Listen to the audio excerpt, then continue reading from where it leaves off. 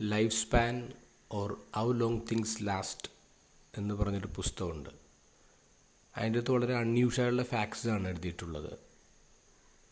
ഇപ്പോൾ ഒരു average hockey പ്ലെയറിൻ്റെ hockey stick കൂടി അത് 2 മാസം ലാസ്റ്റ് ചെയ്യും.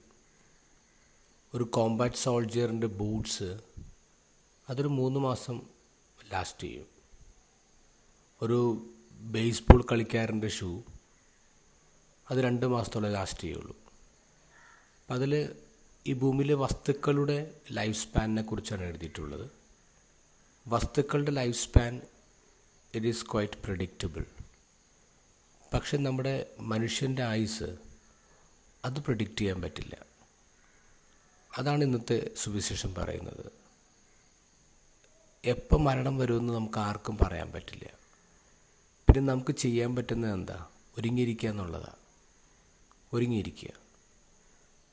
എക്സ്പയറി ഡേറ്റ് ഇല്ലാതെ വരുന്ന ഒറ്റ പ്രൊഡക്റ്റേ ഉള്ളൂ, അത് മനുഷ്യൻ്റെ ലൈഫാണ്.